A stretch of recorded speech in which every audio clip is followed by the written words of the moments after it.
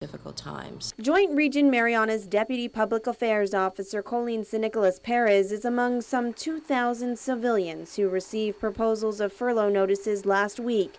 Joint Region Marianas includes Naval Base Guam and Andersen Air Force Base.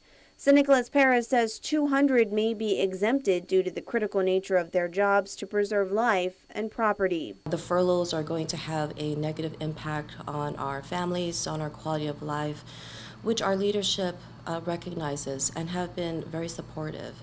Yet, however, we remain focused on our mission. Our duty is to continue to support our families, our military families, the fleet, our bases, and more importantly, our warfighters. Sequestration will begin on July 8th on Guam and continue until the end of this fiscal year. Sequestration requires that approximately 88 hours will have to be reduced, and that equates to 11 work days, which is going to be spread out intermittently. So you're going to see that civilians are going to be furloughed 1 day a week. Joint Region Marianas workers will be furloughed on Mondays beginning on July 8th.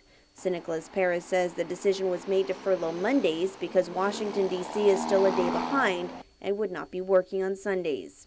The impacts of sequestration are also trickling down to morale, welfare, and recreation facilities, as well as other establishments, such as the commissary on military bases. The commissaries are one of them. You are correct that they are closed 1 day a week already, so they're going to have an additional day, each of them, to be closed. So you're looking at Mondays and Tuesdays that the commissaries on both bases are going to be closed. For the quality of life facilities, such as the gym, the swimming pool, they have decreased their hours of operations. Joint Region Marianas leadership is working to continue the dialogue with those potentially impacted by the furloughs by having all-hands calls and town hall meetings with the civilian workforce and the base community. Leadership recognizes that the civilian workforce is critical and they play a very important role to our mission, and they have committed to keeping us abreast of any updates and of any changes, and they have fulfilled that commitment. The furloughs are also extending out to the Department of Defense education activity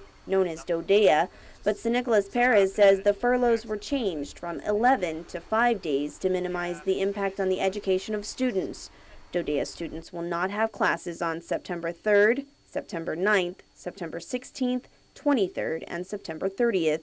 They will all be considered furlough days. With the issuance of the proposal of furlough notices, workers now have 10 days to contest the notice before notices of intent will be issued leading up to the July 8th implementation.